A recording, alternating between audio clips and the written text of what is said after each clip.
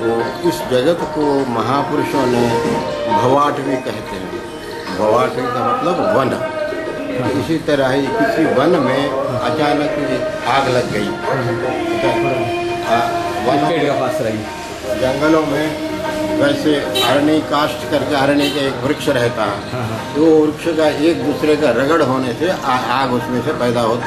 उस तरह जंगल में आग लग गई, बड़े जोर से आग लग गई। तो वन के जितने मृग है इधर उधर से दौड़ के एक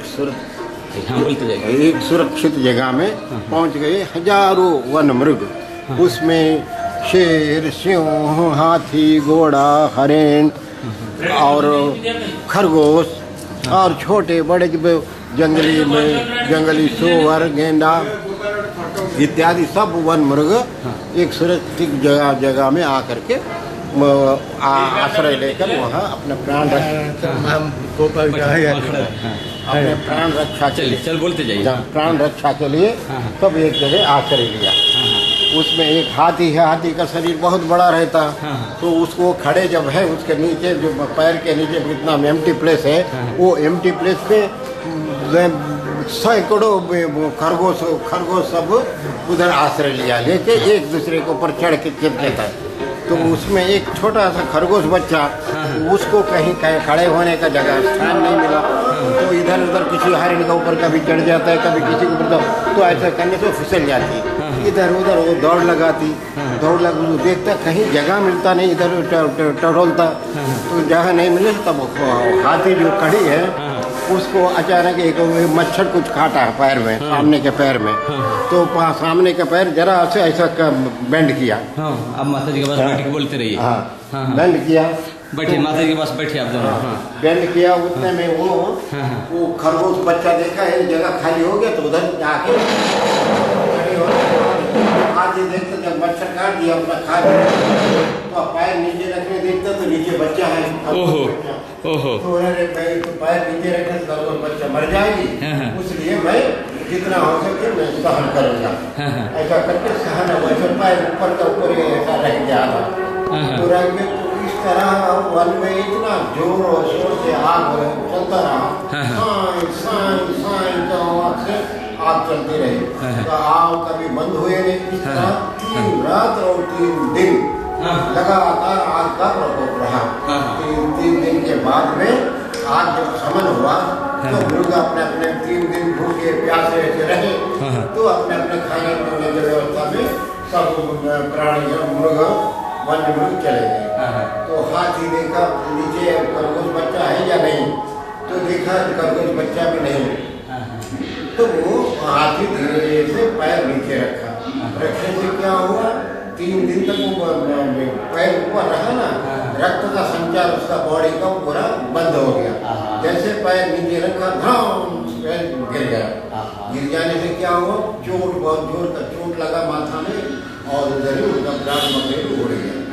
उड़ जाने के बाद देखिए जीव तो जब मर जाते हैं, जीव जब मर जाते हैं अपने साथ में ये शरीर यहीं पर पड़ी रहती है, स्थूल शरीर, सूक्ष्म शरीर से वो मनष्ठानि इंद्रियाणि प्रकृति स्थानी गच्छति, श्रोत्रम चक्षु स्पर्शनम च रसनम घ्राणम। इस तरह का 6 चीज लेकर के जीव अपना पुण्य पाप कर्मों का गठरी लेकर के लोकांतर चले जाते हैं।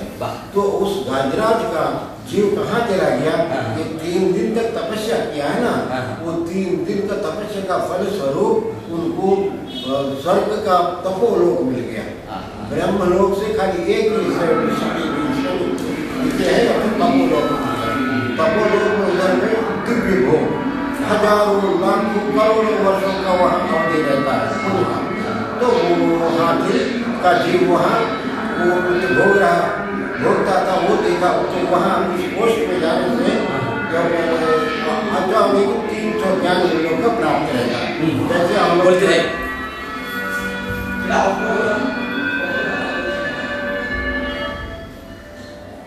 जैसे हम लोग यहाँ पे किसी पोस्ट में जाते हैं तो उनका कुछ सत्ता है, उसका अधिकार प्राप्त हो जाता है। उस वापस उस 5 में तपोलोक में जो जीव पहुँच जाता है, उसको 3 किस्म का ज्ञान अपने आप रहता है। जैसा मति ज्ञान, श्रुति ज्ञान, अवधि ज्ञान। अवधि ज्ञान माने कब इसके शरीर से पहले में क्या जन्म था मेरा में क्या रूपरेखा था, वो सब जान सकेंगे। उसको कहते हैं अवधि ज्ञान। तो वो हाथी देखा, मैं इसके पहले के अचानक ऐसा इतना दिव्य भोग में भोग रहा हूँ, इसके पहले में क्या था। तो देखा तो पहले जन्म में हाथी था, मेरे हाथ पैर के नीचे खरगोश था, उसको बचाने के लिए मैं 3 दिन तक ऐसे रहा। फिर बाद में हमारा प्राण का अंत हो गया।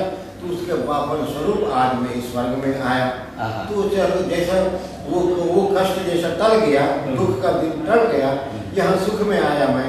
ये सुख भी टलने वाला है, वो उसका अवधि कम है, इसका अधिक है, मगर जाना सुख भी चले जाएगी, दुख भी चले जाएगी। तो इसलिए मैं इस दिव्य भोग में रत नहीं रही करके इससे मैं वैराग्य जो मन से उनका कोई ग्रहण नहीं करूँगा। जैसा तैसे समभाव रखो, समभाव सब गीता में कहते हैं समत्वम योग उच्यते सुख दुखे समय कृत्वा लाभो जया अजय ततो युद्धाय यशो नैवं पावनो वापसी। ये भी गीता का प्रमाण है। तो उस माफी को जीवन व्यतीत करते थे। जीवन व्यतीत करने के बाद स्वर्ग का पुण्य क्षीण होने लगा। उससे 6 महीने पहले उस जीव का क्या होता, फिर तो गीता के अनुसार क्षीणे पुण्य मर्त्य लोगों विशंति शुचि नाम श्रीमतांगे हे योग भ्रष्टो विजायते अथवा योगी नाम कुले भवति धीमता। उस मर्यादा के अनुसार एक भूलोक में आया एक भागवतोत्तम, एक महाराजा श्रेणी और महारानी धारिणी बोल के महाराजा रानी थे। उन लोग बहुत दिव्य वो साधक पुरुष, भगवत भजन करने वाले, अहिंसा सत्य व्रत का पालन करने वाले और 5 व्रत का पालन करने वाला, उपवास करने वाले, ध्यान धारणा सब करने वाले, ऐसे महान भक्त भागवतोत्तम था। वैसे कुक्षी में उस महारानी के कुक्षी में ये जीव जो स्वर्ग में जो है तपोलोक में, उसका जीव उसमें आया, उसका कुक्षी में आया। जैसा उनके कुक्षी में आया तो उसको माता जी को क्या होता, सब स्वप्न दिव्य स्वप्न आने लगे। जैसा पूर्णिमा का चंद्रमा आके अपने मुंह में समा गया, ऐसा दिव्य सब स्वर्गीय सब जितने स्वर्गीय दिव्य पारिजात पुष्प का परिमल ये सब दिव्य दिखने लगा। तो वो धीरे धीरे बच्चा 1 महीना 2 महीना 3 महीना 4 महीना 5 महीना का पेट में बच्चा बढ़ते गए। जैसा 9वां महीना आया ना, तो उनके माता जी को ऐसा एक इच्छा हुआ कि हमको स्वर्गीय नंदनवन का विहार करना है, नंदनवन का दर्शन करना है। वैसा उनका इच्छा हो गई। क्यों हुआ, ये जो पेट में जो है ना महान भागवत बच्चा जो उनके पेट में है, वो दिव्य लोग स्वर्ग में अभी दिव्य भोग के आए हैं। तो इसलिए उनके माता जी को वो सब इच्छाएं जागृत हुई। तो वैसे आमतौर पर देखने से जैसा गर्भिणी स्त्री रहते, माताएं उनको सब पूछते क्या खाएगी क्या पिएगी, अच्छे खाना देना, अच्छा तो उनके इच्छा अनुसार जो भी इच्छा हो वैसा सब इच्छा पूर्ण करते हैं। तो देखा तो वो रानी दुबली रोज होती जाती। तो महाराजा पूछे, रानी क्या बात है, क्या चिंता है तुमको, क्यों इतना दुखित है। तो महाराज मुझे एक ऐसा एक इच्छा जागृत हुई, और जागृत इच्छा होने वाली नहीं, क्यों, वो अलौकिक इच्छा है। तो आप कैसे पूर्ण कर सकेंगे, नहीं बोलो तो सही देवी क्या बात है, क्या इच्छा है। तो बोले महाराज अभी ये चैत वैशाख जेठ का महीना चल रहा है, इस वक्त में मैं और आप दोनों मिलके दिव्य रथ में प्रयाण करेंगे। वो प्रयाण कहाँ के लिए, स्वर्ग का नंदनवन का विहार करना है। तो वो रथ चलते समय रथ चलते समय में अगल बगल में धान का एकदम पका हुआ धान, एक ऊंचे धान का सब धान हो, ऐसा फसल हो, और मूसलधार वर्षा हो, और बिजली आकाश में बादल मंडराते रहे, वैसा दृश्य हो। और माने धरती और आकाश एक करके उतना ज़्यादा मूसलधार वर्षा हो, ऐसे में हमारा रथ का प्रयाण हो, ये इच्छा हुई। तब राजा देख रहे हैं, ये इच्छा तो लौकिक होता तो मैं पूर्ण करते, तो अलौकिक है, मेरी बस की बात नहीं। वो राजा भी चिंतित हो गए, रानी चिंतित थी, अब महाराजा भी चिंतित हो गए। तो उनके पास एक महात्मा एक मंत्री जी थे, बहुत कुशाग्र बुद्धि के और साधक पुरुष। वो बोले महाराज आप इतने चिंतित क्यों हैं? आप इतने चिंतित क्यों हैं? तो वो बोले, महाराज बोले तो ये महारानी को इस तरह का इच्छा जागृत हुई, स्वर्गीय विहार करने का इच्छा हुआ दिव्य रथ में बैठ के। तो बोलो महाराज इसमें क्या बात है, मनुष्य चाहे तो सब कुछ कर सकता है, क्या कमी हमें है त्रिभुवन में, यदि करना चाहे हम सब कुछ करने की क्षमता है, यदि दायित्व निभाए हम। ये जब कविता बोली तो बोला राजा खुश हो गया। वो मंत्री बोले महाराज आप रथ की तैयारी करिए, आज के चौथे दिन 5वें दिन में रथ का प्रयाण होगा, मैं 3 दिन के बाद इसको सही वो उत्तर दूंगा। ऐसे बोल के वो मंत्री अपने साधना गृह पहले हमारे भारतवर्ष में सब साधक पुरुष थे, साधक पुरुष। अभी तो महाराजा भोज था, भोज के पास में महाकवि कालिदास, सूर्य भट्ट और बाण भट्ट ऐसा बोल के उनको कवि लोग थे। वो कवि खाली पुस्तकीय ज्ञान नहीं थे, उन लोगों को साधक पुरुष थे। जब जब आवश्यकता पड़ती है देवताओं को आराधना करते, वो आराधना करके वो देवता को प्रसन्न करते। 3 दिन उपवास 3 दिन उपवास कर 3 दिन उपवास करके वो साधन में वो देव को प्रसन्न करते और देव प्रसन्न होकर उनकी इच्छा पूर्ण करते। उस माफिक ये इनका नाम है, मंत्री का नाम अभय कुमार। वो अभय कुमार 3 दिन का उपवास लेकर के अपने साधना गृह में बैठ गए। बैठ के उनके मित्र एक तीसरे स्वर्गलोक में थे, उनको आवाहन किया। 3 दिन के बाद आवाहन किया, वो देव आके प्रत्यक्ष हुआ। वो क्या बोला, मित्र क्या बात है, मुझे क्यों याद किया? मुझे क्यों याद किया?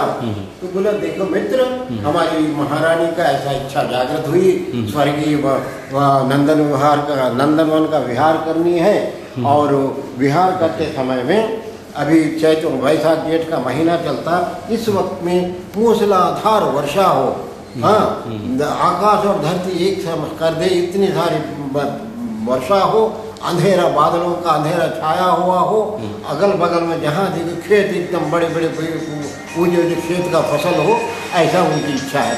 तो बोला तो मित्र जैसे तुम्हारी महारानी की इच्छा हो वैसा ही होगा, आज से 5वां दिन रथ का तैयारी करिए, सब लक्षण जो महारानी चाहती वो सब वैसा ही होगा। तो इधर क्या हुआ, महाराज वो अभय कुमार मंत्री आके राजा को कह दिया कि महाराज 11 बजे रथ का आगामी पूर्णिमा के दिन रथ का तैयारी करिए, प्रयाण कर तैयार हो जाइए। तो रथ तैयार हो गया। उस दिन शुभ घड़ी शुभ देख के सत्यवाचन वैदिक मंत्रों से सब शंकरनाद हो करके रथ शुरू होने लगा। वहाँ नारियल फोड़े होने हुआ, रथ जैसा शुरू हुआ, जैसे जगन्नाथ प्रभु के रथ खींचते समय कट कट कट कट जैसा आवाज होता, उस माफिक को रथ का पहियाकार घोड़ों का कट कट आवाज का जो हुआ, ये आवाज के साथ में जैसा म्यूजिक के जैसा तो कट कट जैसा यहाँ करते हैं शब्द होता, तो आकाश में बादल वैसा मंड रहा था। ऐसा करते करते एक बार दिव्य बिजली चमकी जोर से, बिजली चमकने के बाद रथ का रफ्तार बढ़ गया, बढ़ जाने से बिजली जैसा चल गया, तो देखता बादल से एकदम भर गया, काले काले बादल, वर्षा इतने ऐसा वर्षा होने लगी, मूसलाधार वर्षा, आकाश धरती को एक करके अंधेरा छा गया चारों तरफ। और महारानी राजा वो रथ में बैठे, इधर उधर देखते थे, महाराज इधर फसल एकदम एक खड़ी फसल, सब धान का फसल देखती है। ऐसा कर शुरुआत हो रहा, महारानी एकदम खुश हो जाएंगे, उनके मन की इच्छा मुताबिक वो सब हुआ। तो जैसा वो स्वर्ग में उन लोग पहुँच गए, वहाँ दिव्य वहाँ नंदनवन का दर्शन किया, वहाँ पारिजात पुष्प का सब देख करके उधर से फिर रिटर्न पीछे आता था। यहाँ क्या हुआ, वैसे ही बारिश हो रहा है, लगातार बारिश हो रहा है, अंधेरा छाया हुआ है, बीच बीच में बिजली चमकता है, बादल मुड़ रहा है। तो इसमें करते करते करते जैसा लोग में जब आ गया, अपने राज्य में आ गया, रथ जैसे थमने के बाद बादल को मंडराना बंद हो गया, वर्षा होना बंद हो गया। सब बंद होने के बाद जमीन भी वैसे जैसा का वैसे सूखा हो गया, भले उतना जैसा रथ चलते समय हरियाली थी, तो आ गया। फिर वो महारानी घर में आया, हाँ, महाराज ने घर में जैसा आया, आने के बाद शुभ घड़ी शुभ वार शुभ नक्षत्र में उस बालक एक सुंदर बालक का जन्म हुआ। उस बालक का नाम देखा मेघों के मंडराहट में उनका जन्म हुआ ना, उनके पंडित लोग को दिखाने के बाद वो उनको कुंडली उनका उस कुमार को मेघ कुमार नाम दिया। वही मेघ कुमार भविष्य में कुछ उम्र हो जाने के बाद वो संन्यास ग्रहण करते। क्यों? पुण्यात्मा है, उनको क्या ये मनुष्य लोक में आकर ही ये तुम शुचि नाम श्रीमतांगे हे योग भ्रष्टो विजायते अथवा योगिनेमय कुलेभूत धीमताम एतद् दुर्लभतरं योगी जन्म दीर्घं तत्तम बुद्धि संयोगम लभते पौरोदयिकम। पहले जो कुछ पुण्य है या पाप जो किया वो सब साथ में रहता है, उसी बुद्धि के अनुसार उनको वैराग्य जागृत हुआ। वैराग्य से उनका महापुरुष के पास दीक्षा ग्रहण किया। दीक्षा माने के ये हम लोग भारतीय दर्शन में बोलते शैशवेभ्यस्त विद्यानाम यवने विशेषणाम वार्धक्ये मुनिवृत्तेनाम योगीनाम चेतनम त्यजाम। माने तन जब इधर से तन को आपके लिए छोड़ देंगे तो भगवान के साथ योगी नाते योग के साथ में मिलन करके ये शरीर को छोड़िए, ऐसा विधान है। तो वो बच्चा संन्यास चौथा आश्रम ग्रहण करके वो संन्यास दीक्षा लेकर के संन्यास को कितने वर्ष का व्रत नियमों से पालन करके 12 वर्ष के बाद उनका दिव्य ज्ञान का प्रादुर्भाव हुआ। मति ज्ञान, शक्ति ज्ञान, अवधि ज्ञान, मन प्रयोग ज्ञान। मन प्रयोग आपके मन में क्या है, दुनिया के मन किसके क्या मन में क्या है वो सब समझते हैं। उसके बाद केवल ज्ञान हुआ। केवल ज्ञान माने लोकालोक का सबका त्रिवी का भी मनोकामना लोग जानते हैं। ऐसा होता तो उस ज्ञान जैसे प्रकट हुआ, वो ज्ञान प्रकट होते समय स्वर्गीय दिव्य दुनिया बजने लगी, स्वर्गीय पुष्पवृष्टि होने लगा। ऐसे हम सब प्राणियों का मानवों का ये जन्म सिद्ध अधिकार है। सभी रविंद्रनाथ ठाकुर कहते थे स्वतंत्रता के पहले, हे भारतीयों तुम लोग का स्वतंत्रता तुम्हारा जन्मसिद्ध अधिकार है। तो ऐसे ही महापुरुष कहते हैं, हे मानो तुम्हारा स्वराज्य माने मोक्ष राज्य का पालन करना तुम्हारा जन्मसिद्ध अधिकार है। इसलिए प्रयत्न करो, प्रयत्न करके तुम भी महान पुण्यात्मा वो मोक्ष का मुक्तिकांता का वर बन जाइए। ऐसे इसी उद्देश्य से महापुरुषों ने इतने सारे शास्त्र का रचना किए। इसलिए ये मानव ये साधन करके महापुरुषों का शरण ग्रहण करके तो आप लाभान्वित हो, मुक्त हो जाए। मुक्त हो जाने से हमें 84 पेरी का से बंद हो जाएगा। 84 योनि का 84 लाख योनि का आवागमन बंद हो जाएगा। पुनरपि जननम पुनरपि मरणम पुनरपि जननी जठरे शयनम का पंचायत मिट जाएगा। इसके आप अनंत काल के लिए सुखी आप हो जाएंगे और आपके संकट में जो भी आएंगे वो सब सुखी होंगे। ओम शांति शांति शांति। लोका समस्ता सुखिनो भवन्तु। ओम शांति शांति शांति। बहुत बढ़िया हो गया। ये भाग में आपका